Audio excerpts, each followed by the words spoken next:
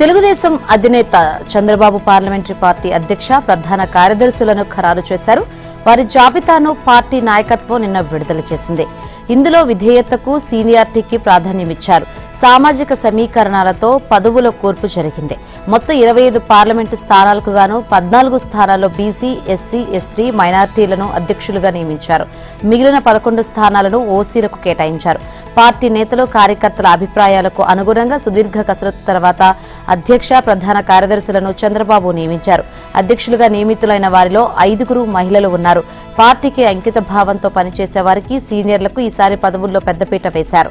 ప్రస్తుత జాబితా ప్రకారం 11 మంది ఓసీలకు, 8 మంది బీసీలకు, 4 ఎస్సీలకు, 1 ఎస్టీకి, 1 మైనార్టీకి అవకాశం కల్పించారు.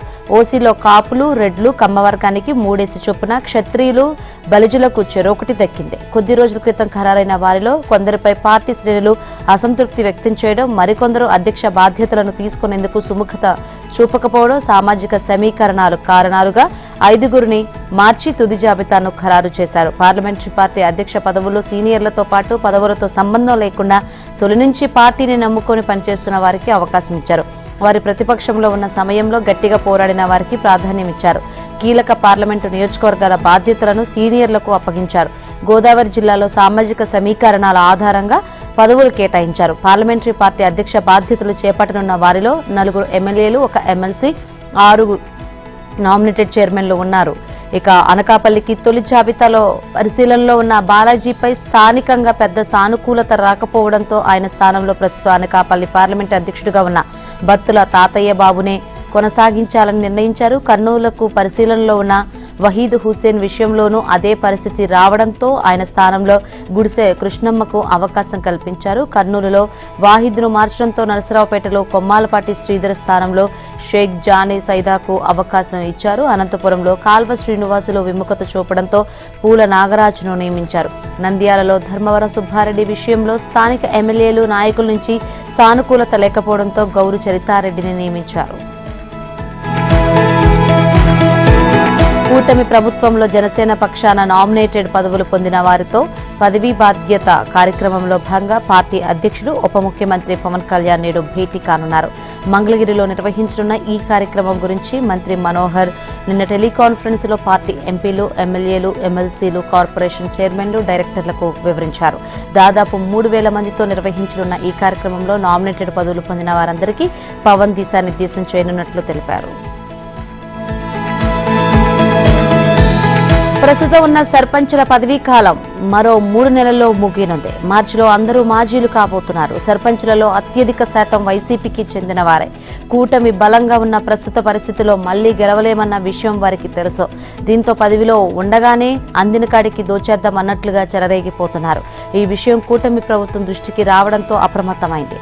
నిబంధనలకు విరుద్ధంగా నిధులు డ్రా చేస్తే పంచాయతీ కార్యదర్శులు, సర్పంచులపై కఠిన చర్యలు తీసుకుంటామని పంచాయతీరాజ్ కమిషనరేట్ హెచ్చరించింది. మొన్నటిదాకా చేసిన పనులకు బిల్లులు రాలేదంటూ గగ్గోలు పెట్టారు. గత వైసీపీ ప్రభుత్వంలో ఆ పార్టీకి చెందిన వారే నిధుల కోసం రోడ్డెక్కారు. కూటమి ప్రభుత్వం వచ్చాక పంచాయతీలకు బకాయిలు చెల్లించడం, నిధులు విడుదల చేయడంతో ఇప్పుడు వారు సొంత లాభం చూసుకుంటున్నారు. దీపం ఉండగానే ఇల్లు సరిదిద్దవన్న రీతిలో పంచాయతీ నిధులు కుమ్మేస్తున్నారు.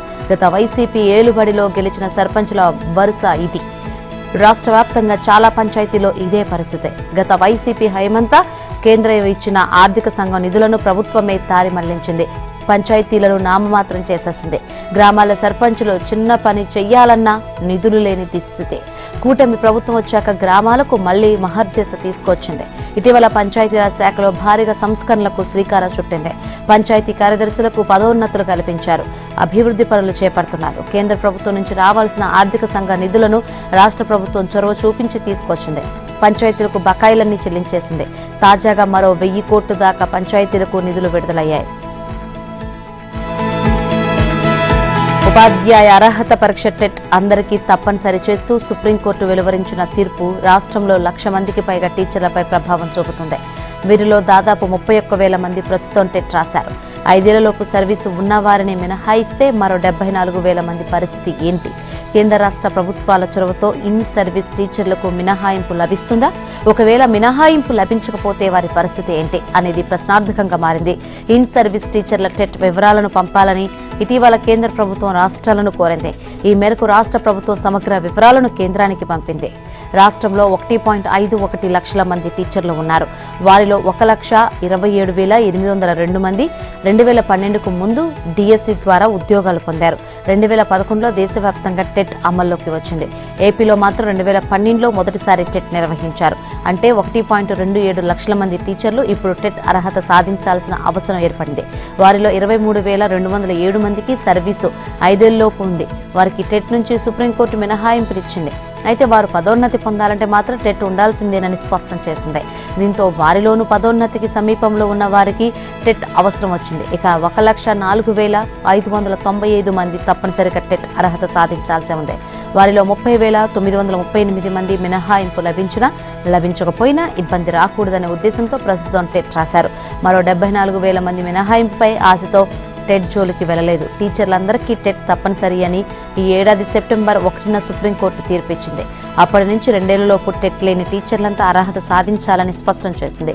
వచ్చే జనవరిలో డిఎస్సి నిర్వహిస్తున్నందున రాష్ట్ర ప్రభుత్వం తాజాగా టెట్ నిర్వహించింది. ఇప్పుడు టెట్ రాయని వారు మళ్లీ నోటిఫికేషన్ వరకు ఆగాలి.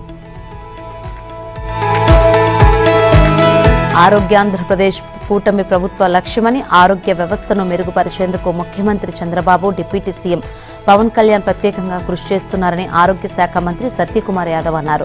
కాకినాడ రామారావుపేటలోని పట్టణ ఆరోగ్య కేంద్రంలో పల్స్ పోలియో కార్యక్రమాన్ని ప్రారంభించారు. పోలియో మహమ్మారిని సమూలంగా నిర్మూలించడమే ధ్యేయమని స్పష్టం చేశారు. ఈ నెల 23, 24 తేదీలో సంచార జాతులు నివసించే ప్రాంతాలు, నిర్మాణ స్థలాలు, ఇటుక బట్టీలు, ఇతర వలస ప్రాంతాల్లో పోలియో చుక్కలు వేసేందుకు 1,854 మొబైల్ బృందాలు ఏర్పాటు చేశామని తెలిపారు. అరాచక శక్తులు, వినాశనం కోరుకున్న వారు, విధ్వంసం సృష్టించిన వారికి యోగి ఆదిత్యనాథ్ ట్రీట్మెంట్ ఇవ్వాలన్న డిప్యూటీ సీఎం పవన్ కళ్యాణ్ వ్యాఖ్యలను మంత్రి సత్యకుమార్ ఈ సందర్భంగా సమర్థించారు. ఆయన చెప్పినట్లు ఏపీలో కొందరికి ఆ ట్రీట్మెంట్ తప్పనిసరిగా ఇవ్వాలన్నారు. ఓ వ్యక్తి క్యాన్సర్ వస్తే ఆ గడ్డను కోసి పారేస్తే ఆ వ్యక్తి ఆరోగ్యంగా ఉంటాడు. అలాగే రాష్ట్రంలో పేట్రేగిపోతున్న అరాచక శక్తులను పూర్తిగా నిర్మూలించాల్సిన అవసరం ఉంది అని చెప్పారు. గత వైసీపీ ప్రభుత్వ హయాంలో రాష్ట్రం అంధకారమైందని, పిల్లల భవిష్యత్తు నాశనమైందని విమర్శించారు. వైద్య విద్యకు సంబంధించి పీపీపీ విధానాన్ని అనేక రాష్ట్రాలు అవలంబిస్తున్నాయని, నీతి ఆయోగ్ ఈ పాలసీని రూపొందించిందని, దీనిపై వైసీపీ అనవసర రాద్ధాంతం చేస్తుందని మండిపడ్డారు. ఇటీవల కొంతమంది ఈ విషయమై హైకోర్టుకు వెళ్లగా కోర్టు గట్టిగా ముట్టకాయలు వేసిందన్నారు. వైసీపీ హయాంలో డబ్బులు ఖర్చు పెట్టకుండా వాటిని దారి మళ్లించిందన్నారు. ఎన్టీఆర్ మెమోరియల్ ట్రస్ట్ ద్వారా పేదలకు సేవలు అందించాలన్నది సీఎం చంద్రబాబు లక్ష్యమని ఆయన సతీమణి భువనేశ్వరి చెప్పారు. అల్లూరి జిల్లా రంపచోడవరంలో ఏర్పాటు చేసిన వైద్య శిబిరంలో ఆమె పాల్గొన్నారు.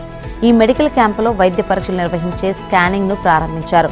అలాగే చిన్నారులకు పోలియో చుక్కలు వేశారు. చంద్రబాబు లక్ష్యాలకు అనుగుణంగా ఎన్టీఆర్ ట్రస్ట్ ద్వారా రక్తదాన శిబిరాలు, వైద్య శిబిరాలు ఏర్పాటు చేస్తున్నామని, రోగులకు అవసరమైతే కార్పొరేట్ హాస్పిటల్లో ఉచిత వైద్య సేవలు అందిస్తామని భువనేశ్వరి చెప్పారు. జగన్ పుట్టినరోజును కూడా వైసీపీలో వర్గపోరు ఆగలేదు. ఏపీలో కొన్ని చోట్ల వర్గాలుగా విడిపోయి నేతలు జగన్ బర్త్డే కార్యక్రమాలు నిర్వహించారు. కర్నూలు జిల్లా ఎమ్మిగనూరు వైసీపీలో మరోసారి వర్గపోరు బయటపడింది. రాజీవరెడ్డి, బుట్ట రేణుక, రుద్రగౌడ్ ఆధ్వర్యంలో ఎవరికి వారే జగన్ బర్త్డే వేడుకలు చేయడంతో వైసీపీ కార్యకర్తలు అయోమయంలో పడ్డారు. సత్యసాయి జిల్లాలో జగన్ బర్త్డే కార్యక్రమంలో 2 వర్గాల మధ్య విభేదాలు రచ్చకెక్కాయి. సోమందేపల్లిలో మాజీ మంత్రి ఉషశ్రీ భర్త చరణ్ రెడ్డి ఆధ్వర్యంలో జగన్ బర్త్డే నిర్వహించారు. అయితే వేరువేరుగా నిర్వహించాలని 2 వర్గాలు నినాదాలు చేస్తూ పోటీ పడ్డారు. నాయకుల మధ్య విభేదాలు ఉంటే ఇలాంటి కార్యక్రమాలకు గ్రామీణ ప్రాంతాల నుంచి తాము వచ్చేది లేదంటూ కార్యకర్తలు తేల్చెప్పారు. పెనుకొండ నియోజకవర్గంలో 2 మాజీ మంత్రులు ఉషశ్రీ, శంకర్ నారాయణ మధ్య విభేదాలు మరోసారి బయటపడ్డాయి. ఉపసంహరణకు గడువు ముగిసిపోవడంతో ఏపీ సచివాలయ ఉద్యోగుల సంఘానికి పోటీ చేసే కార్యవర్గ అభ్యర్థులు ఎవరో క్లారిటీ వచ్చేసింది. దీంతో ఎవరికి వారు గెలుపు కోసం అనేక ప్రయత్నాలు చేస్తున్నారు. అధ్యక్ష అభ్యర్థులుగా 4 పోటీ చేస్తున్నారు. వైస్ ప్రెసిడెంట్కు 3, జనరల్ సెక్రటరీ పదవికి 3 బరిలో నిలిచారు. తమ ప్యానెళ్లను గెలిపించుకునేందుకు అభ్యర్థులు వ్యక్తిగతంగా ఉద్యోగులను కలిసి ఓటు అభ్యర్థిస్తున్నారు. ఆయా శాఖల్లో తెలిసిన వారి ద్వారా ఉద్యోగులను ప్రభావితం చేసి ఓట్లు తెచ్చుకునేందుకు ప్రయత్నాలు చేస్తున్నారు. ఇదే సమయంలో ఎన్నడూ లేని విధంగా ఈసారి సచివాలయ ఉద్యోగుల సంఘం ఎన్నికల్లో రాజకీయ జోక్యం ఎక్కువ కావడంతో చర్చనీయాంశంగా మారింది. గతంలో ఎన్నడూ లేని విధంగా ఈసారి సచివాలయ ఉద్యోగుల సంఘం ఎన్నికలలోకి ప్రస్తుత అధ్యక్షుడు వెంకట్రామిరెడ్డి రాజకీయాలను చొప్పించేస్తున్నారు. కుల రాజకీయాలకు ఆజ్యం పోస్తున్నారని ఉద్యోగులు అంటున్నారు. వెనుక ఉండి తాను చెప్పిన అభ్యర్థులకే ఓటు వేయాలంటూ వెంకట్రామిరెడ్డి ఫోన్లు చేసి మరీ చెబుతున్నారంటున్నారు. ఖమ్మంలో వైఎస్ఆర్ కాంగ్రెస్ పార్టీకి చెందిన అల్లరి మూకలు బీభత్సం సృష్టించాయి. వైసీపీ అధినేత జగన్మోహన్ రెడ్డి పుట్టినరోజు సందర్భంగా ఖమ్మంలో మోటార్ సైకిల్ ర్యాలీ నిర్వహించిన వైసీపీ నాయకులు కార్యకర్తలు మోటార్ సైకిల్పై వేగంగా తిరుగుతూ బీభత్సాన్ని సృష్టిస్తూ జనాలను భయభ్రాంతులకు గురిచేశారు. ఖమ్మం నగరంలోని టీడీపీ కార్యాలయంలోకి ర్యాలీగా వచ్చి చొచ్చుకు వెళ్లిన వైసీపీ నాయకులు కార్యకర్తలు టీడీపీ కార్యాలయంలో అల్లర్లు సృష్టించారు. టీడీపీ కార్యాలయంలో ఉన్న వాచ్మెన్ నెట్టేసి చంద్రబాబు నాయుడిని, తెలుగుదేశం ప్రభుత్వాన్ని బూతులు తిడుతూ హంగామా చేశారు. వైఎస్ఆర్సీపీ కార్యకర్తల ఆగడాలు నిరసిస్తూ ఖమ్మంలో టీడీపీ శ్రేణులు నిరసన ప్రదర్శన నిర్వహించారు. ఎన్టీఆర్ విగ్రహానికి వినతిపత్రం అందజేశారు. టీడీపీ కార్యాలయంలోకి చొచ్చుకు వచ్చి బీభత్సం సృష్టించిన వైసీపీ శ్రేణులపై ఖమ్మం 2 టౌన్లో ఫిర్యాదు చేశారు. ఇప్పటి వరకు ఓ లెక్క, రేపటి నుంచి మరో లెక్క. నేనే వస్తున్నా, తోలు తీస్తా, ప్రజలతో కలిసి కాంగ్రెస్ భరతం పడతా అని బీఆర్ఎస్ అధినేత మాజీ ముఖ్యమంత్రి కేసీఆర్ హెచ్చరించారు. కాంగ్రెస్ ప్రభుత్వానికి ఎంతసేపు రియల్ ఎస్టేట్ దంతా తప్ప ప్రజా సంక్షేమం పట్టడం లేదన్నారు. అన్ని రంగాలను కుదేలు చేస్తున్న సర్వభ్రష్ట కాంగ్రెస్ సర్కారుపై పోరాటం చేస్తామని ప్రకటించారు. వారికి ఇన్ని రోజులు అవకాశం ఇచ్చామని, ప్రజలకేదో మంచి చేస్తారని ఇంతకాలం మౌనంగా ఉన్నారని, తప్పదు కాబట్టే బయటకు వచ్చారని తెలిపారు. తెలంగాణ భవన్లో బీఆర్ఎస్ నేతల సంయుక్త సమావేశం అనంతరం ఆయన మీడియాతో మాట్లాడారు. కాంగ్రెస్ ప్రభుత్వం రాష్ట్రానికి వచ్చే నీళ్లను కూడా కాపాడలేని దత్తమ్మ ప్రభుత్వం అన్నారు. కేవలం 40 టీఎంసీలు చాలునంటూ కేంద్రానికి ఎలా లేఖ రాస్తారని ప్రశ్నించారు. తెలంగాణకు బచావత్ ట్రైబ్యునల్ 90 టీఎంసీల నీటి కేటాయింపులు చేసిందని తెలిపారు. అదనంగా వచ్చే వాటితో కలిపి 165 టీఎంసీల వరకు తీసుకువెళ్లవచ్చని, దాంతో పాలమూరులో 6.5 లక్షల ఎకరాలతో పాటు మరో కొంత కలిపి మొత్తం 13 లక్షల ఎకరాలకు నీరు వస్తుందని భావించామని చెప్పారు. తద్వారా పాలమూరు జిల్లాకు ఉపశమనం లభిస్తుందని అనుకున్నామన్నారు. కానీ కేంద్రం కొత్తగా తాకీదు ఇచ్చిందని, అందుకు కాంగ్రెస్ ఎందుకు తల ఊపుతుందోనని మండిపడ్డారు. 45 టీఎంసీలు ఇవ్వమని ఇరిగేషన్ మంత్రి ఉత్తమ్ ఎలా లేఖ రాస్తారని ప్రశ్నించారు. సర్కారుకు సంబంధించి ప్రతి విషయంలోనూ చెక్ చేస్తామన్నారు. అనేక అంశాలపై పోరాడుతున్నామని, భూ దందాలపై కొట్లాడతామని తెలిపారు. గోదావరి జలాల దోపిడీ జరుగుతుంటే ఎవరి ప్రయోజనాల కోసం చప్పుడు చేయకుండా ఉన్నారని కేసీఆర్ ప్రశ్నించారు. ఇక నుంచి తానే స్వయంగా రంగంలోకి దిగుతానన్నారు. 2-3 రోజుల్లో పెద్ద ఎత్తున సమావేశాలు నిర్వహిస్తామని, ప్రతి ఊరిలో డప్పు కొడతామని, జల దోపిడీపై ఎండగడతామని ప్రకటించారు. తెలంగాణ ప్రయోజనాల కోసం ఎవరితోనైనా కొట్లాడతామన్నారు. రాష్ట్ర హక్కులను రక్షించుకోవాలని, ఈ విషయంలో తాను మౌనంగా ఉండేదే లేదన్నారు. పాలమూరుపై కేంద్రం తీరును నిలదీస్తామన్నారు. 50 ఏళ్ల కాంగ్రెస్ పాలనలో 20 ఏళ్ల టీడీపీ పాలనలో పాలమూరు జిల్లాను కోలుకోలేని దెబ్బ కొట్టారని ఆరోపించారు. భీమా ప్రాజెక్టు, తుంగభద్ర ఎడమకాల ద్వారా 174 టీఎంసీల నీరు పాలమూరు జిల్లాకు రావాల్సి ఉందన్నారు. నిజానికి ఆంధ్రప్రదేశ్ రాష్ట్ర ఏర్పాటే తెలంగాణకు పెను శాపంగా మారిందని, అందులో ఉమ్మడి పాలమూరు జిల్లా చాలా నిరాధారణకు గురైందని తెలిపారు. సమైక్య రాష్ట్రంలో నీళ్లు అడగలేదని, అయినా జూరాలను అక్కడే కట్టాలని 70 టీఎంసీల నీటిని ట్రైబ్యునల్ స్వయంగా కేటాయించిందని పేర్కొన్నారు. కృష్ణా జలాల విషయంలో ఉమ్మడి రాష్ట్రంలో కంటే కేసీఆర్ 10 ఏళ్ల పాలనలోనే తెలంగాణకు ఎక్కువ అన్యాయం జరిగిందన్నారు సీఎం రేవంత్ రెడ్డి. కృష్ణా జలాల్లో ఏపీకి 511 టీఎంసీలు, తెలంగాణకు 299 టీఎంసీలు చాలు అని సంతకం పెట్టింది కేసీఆర్.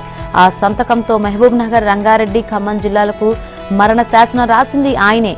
ఆ పాపానికి ప్రజలకు కేసీఆర్ క్షమాపణ చెప్పాలి. ఉమ్మడి రాష్ట్రం కంటే కేసీఆర్ సీఎంగా ఉన్న 10 ఏళ్లలోనే తెలంగాణకు నీటి విషయంలో ఎక్కువ నష్టం జరిగింది. కాంగ్రెస్ సహాయంలో ప్రారంభమైన భీమా, నెట్టెంపాడు, కోయిల్ సాగర్, కల్వకుర్తి, పాలమూరు, రంగారెడ్డి, డిండి, ఎస్ఎల్బీసీ, సీతారామసాగర్, కొడంగల్, నారాయణపేట ఎత్తిపోతల పథకం, ఇలా కృష్ణానదిపై ఉన్న ఒక్క ప్రాజెక్టును కూడా 10 ఏళ్లలో పూర్తి చేయలేకపోయారు. అసలు కృష్ణా గోదావరి జలాల విషయంలో ఇప్పటి వరకు ఇప్పుడేం జరిగింది, ఎవరేం చేశారు అని చర్చించేందుకు జనవరి 2వ తేదీ నుంచి అసెంబ్లీ సమావేశాలు పెడతామన్నారు రేవంత్ రెడ్డి. కేసీఆర్ రావాలి, చర్చలో పాల్గొనాలి. ఒక రోజు కృష్ణా జలాల మీద, మరో రోజు గోదావరి జలాలపై చర్చిద్దామన్నారు రేవంత్ రెడ్డి. ఒక్కో అంశంపై 2 రోజులు చర్చకు సిద్ధమన్నా సరే అని బీఆర్ఎస్ అధినేత కేసీఆర్ కు సీఎం రేవంత్ రెడ్డి సవాల్ విసిరారు. తెలంగాణకు ద్రోహం చేసిందే కేసీఆర్ అని, అసెంబ్లీకి వస్తే ఆ ద్రోహిని నిలదీస్తామని అన్నారు. సభలో ఆయన గౌరవానికి భంగం కలగకుండా చూసుకునే బాధ్యత తనదని హామీ ఇచ్చారు. కేసీఆర్ క్రియాశీల రాజకీయాల్లో లేరని, సభకు వచ్చి చర్చిస్తేనే ఉన్నట్లని వ్యాఖ్యానించారు. రోడ్ల మీద కాదు, అసెంబ్లీలో నీళ్లు నిజాలపై చర్చిద్దామని సూచించారు. కేసీఆర్ సభకు రాకుంటే ఆయన చెంచాలతో చర్చించాలా, వారికేం తెలుసు అని ప్రశ్నించారు. సీఎం రేవంత్ రెడ్డి తన నివాసంలో విలేకరులతో ఇష్టాగోష్ఠిగా మాట్లాడారు. అసెంబ్లీ ఎన్నికలు అయిన 2 ఏళ్ల తర్వాత పార్లమెంట్లో గుండు సున్నా అయ్యాక, కంటోన్మెంట్ జూబ్లీహిల్స్ ఉప ఎన్నికల్లో ఓడిపోయాక, పంచాయతీ ఎన్నికల్లో పత్తా లేకుండా పోయాక అయినా కేసీఆర్ బయటకు వచ్చారు. సంతోషం. ప్రజల తీర్పుల తర్వాత అయినా ఆయన మారారేమో అనుకున్నా, కానీ రెట్టించిన ఉత్సాహంతో అబద్ధాలు చెప్పారన్నారు రేవంత్ రెడ్డి. నీటిపారుదల ప్రాజెక్టులపై ఉద్యమాలు చేయడం కాదు, ముందు చేసిన తప్పులకు తెలంగాణ ప్రజలకు క్షమాపణ చెప్పాలని బీఆర్ఎస్ అధినేత కేసీఆర్ ను నీటిపారుదల శాఖ మంత్రి ఉత్తమ్ కుమార్ రెడ్డి డిమాండ్ చేశారు. కేసీఆర్ అవినీతి కక్కుర్తికి నీటిపారుదల శాఖ సర్వనాశనమైందని ఆరోపించారు. బచావత్ ట్రైబ్యునల్ ఉమ్మడి ఏపీకి కేటాయించిన 811 టీఎంసీల కృష్ణా జలాల్లో తెలంగాణకు 299 టీఎంసీలు చాలని, ఏపీకి 512 టీఎంసీలు ఇవ్వాలని అపెక్స్ కౌన్సిల్ సమావేశంలో ఒప్పుకున్నారా లేదా చెప్పాలని కేసీఆర్ ను ప్రశ్నించారు. పాలమూరు రంగారెడ్డి ప్రాజెక్టులో 90% పనులు పూర్తయ్యాయా? ఆ ప్రాజెక్టు కోసం 27,000 కోట్లు ఖర్చు పెట్టి 50,000 కోట్లకు అంచనాలను మీరే సవరించారు. ఏ విధంగా 90% పూర్తయినట్లు? తాము అధికారంలోకి వచ్చాక 7,000 కోట్లు ఈ ప్రాజెక్టు కోసం వెచ్చించామన్నారు. ఈ ప్రాజెక్టు DPR ను బీఆర్ఎస్ అధికారంలో ఉండగానే 2023లోనే కేంద్రం వెనక్కి పంపింది. అప్పట్లో సీఎంగా నీటిపారుదల శాఖ మంత్రిగా ఎవరున్నారు? ఈ ఎత్తిపోతల పథకానికి 90 టీఎంసీలకు తగ్గకుండా నీరివ్వాలని ట్రైబ్యునల్ను అడుగుతున్నా. మీలాగా మోసం చేసే అలవాటు లేదు. ఎన్నికల సమయంలో ప్రకటించిన 6 గ్యారంటీలను గాలికొదిలేశారా అంటూ కాంగ్రెస్ అగ్ర నాయకురాలు సోనియా గాంధీని కేంద్ర బొగ్గు గనుల శాఖ మంత్రి కిషన్ రెడ్డి ప్రశ్నించారు. ఎన్నికల ముందు ఇచ్చిన హామీలు, గ్యారంటీలను పక్కన పెట్టి విజన్ డాక్యుమెంట్ పేరిట కొత్త హామీలు ఇవ్వడం దేనికి సంకేతమని నిలదీశారు. ఈ మేరకు సోనియాకు ఆయన బహిరంగ లేఖ రాశారు. తెలంగాణ రైజింగ్ 2047 విజన్ డాక్యుమెంట్ పేరిట రూపొందించిన పుస్తకాన్ని సీఎం రేవంత్ రెడ్డి ఢిల్లీకి వచ్చి స్వయంగా తమకు అందజేశారన్నారు. 2 ఏళ్ల పాలనలో ప్రభుత్వ పనితీరు, రాష్ట్ర అభివృద్ధి విషయంలో ఆయన దూరదృష్టిని మీరు అభినందించారు. కానీ గత అసెంబ్లీ ఎన్నికల సందర్భంగా రాష్ట్ర పర్యటనకు వచ్చిన మీరు అభయహస్తం పేరిట కాంగ్రెస్ పార్టీ రూపొందించిన మేనిఫెస్టోను ఆవిష్కరించారు. అంతేకాకుండా స్వయంగా 6 గ్యారంటీలను అధికారంలోకి వచ్చిన వెంటనే అమలు చేస్తామని ప్రకటించారు. కాంగ్రెస్ అధికారంలోకి వచ్చి 2 ఏళ్లు దాటుతుంది. మరి మేనిఫెస్టో అమలు గురించి కానీ, మీరు స్వయంగా ప్రకటించిన 6 గ్యారంటీల అమలు గురించి కానీ ఏనాడైనా తెలుసుకోవడానికి ప్రయత్నించారా అని ప్రశ్నించారు.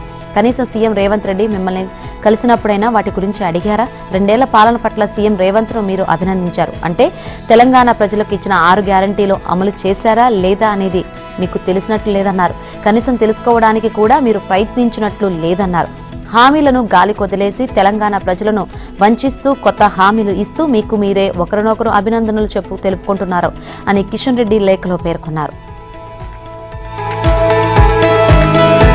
3వ విడతలో ప్రత్యేక సమగ్ర ఓటర్ల జాబితా సవరణ SIR చేపట్టే రాష్ట్రాల్లో తెలంగాణ కూడా ఉంటుందని భారత ఎన్నికల సంఘం ప్రధాన కమిషనర్ CEC జ్ఞానేష్ కుమార్ ప్రకటించారు. బీహార్లో విజయవంతంగా పూర్తయిన SIR ప్రక్రియను ప్రామాణికంగా తీసుకుని దేశానికే మార్గదర్శకంగా నిలిచేలా నిర్వహించాలని సూచించారు. ఆదివారం ఇక్కడ రవీంద్ర భారతిలో రాష్ట్రంలోని 1000 మంది బూత్ స్థాయి అధికారులు, ఎన్నికల అధికారులతో ఆయన సమావేశమయ్యారు. 3వ విడత SIR ఎప్పుడు చేపట్టేది ఆయన స్పష్టంగా వెల్లడించకపోవడన్నప్పటికీ మరో 3 నెలల తర్వాత మొదలయ్యే అవకాశం ఉందని రాష్ట్ర ఎన్నికల సంఘ వర్గాలు తెలిపాయి. బీహార్లో నిర్వహించిన భారీ SIR ప్రక్రియ ఎలాంటి లోపాలు లేకుండా పూర్తయిందన్నారు. ఆ రాష్ట్రంలో ఇటీవల జరిగిన అసెంబ్లీ ఎన్నికల్లో సుమారు 7.5 కోట్ల మంది ఓటర్లు ఓటు హక్కు వినియోగించుకున్నారని చెప్పారు.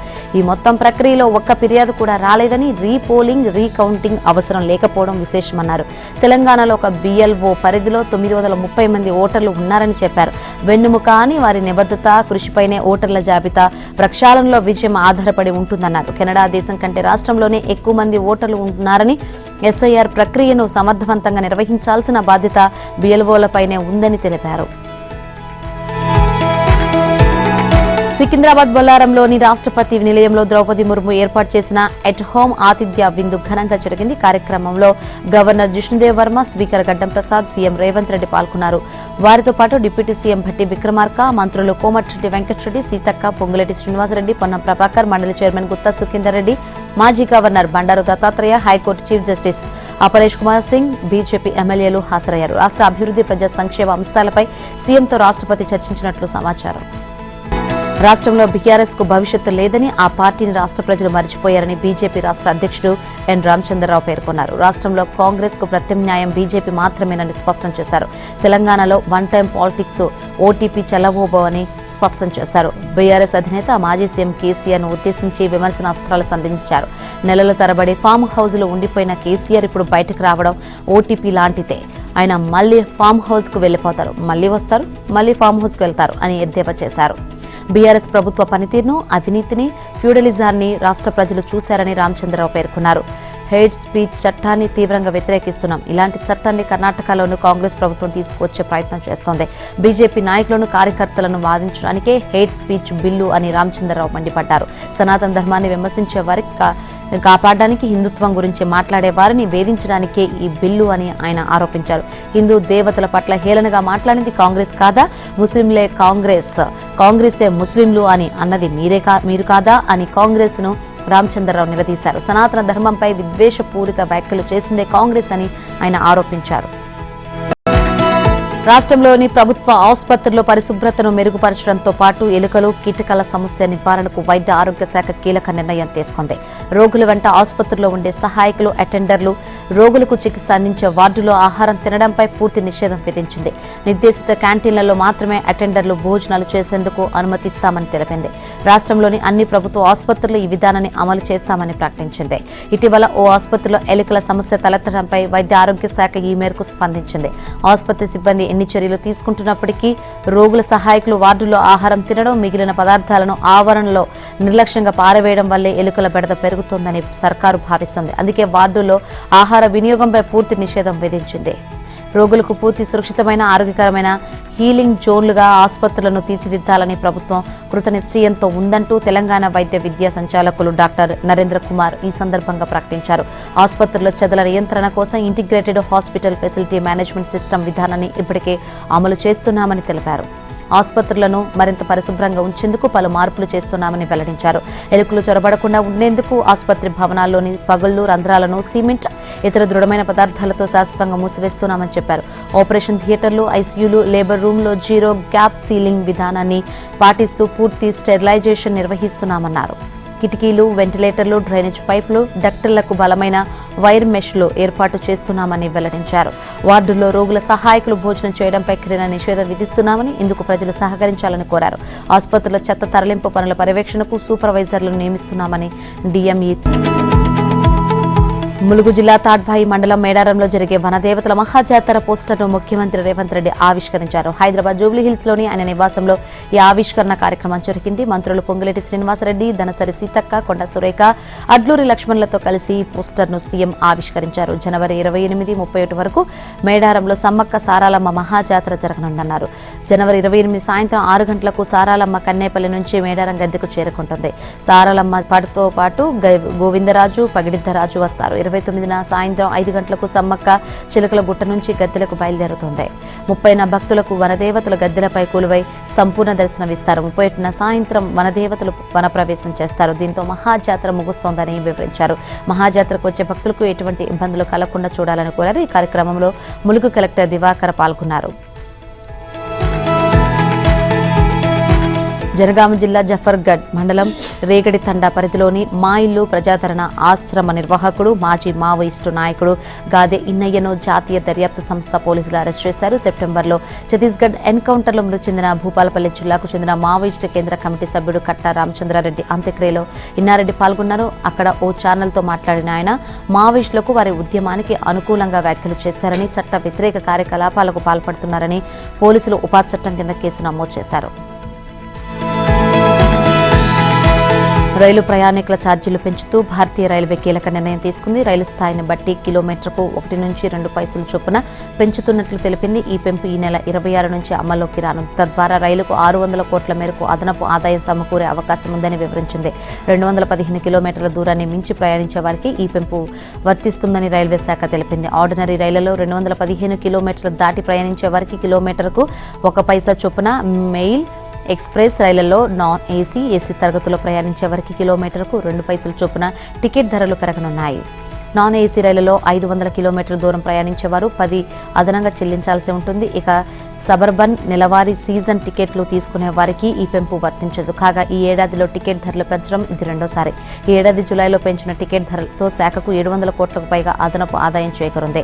కాగా క్రిస్మస్, నూతన సంవత్సరాన్ని పురస్కరించుకొని దేశవ్యాప్తంగా 8 జోన్లలో 244 అదనపు రైళ్లను నడపనున్నట్లు రైల్వే శాఖ తెలిపింది. ప్రయాణికుల అవసరాలు, రద్దీ దృష్టిలో పెట్టుకుని ఈ నిర్ణయం తీసుకున్నట్లు పేర్కొంది. అవసరాన్ని బట్టి మరిన్ని రైళ్లను కూడా అందుబాటులోకి తీసుకురానున్నట్లు వివరించింది. 2014-25 మధ్య కాలంలో 2 లక్షల వ్యాగన్లను సమకూర్చుకున్నట్లు శాఖ వివరించింది. అదేవిధంగా 10,000కు పైగా లోకోమోటివ్లను పెంచినట్లు తెలిపింది.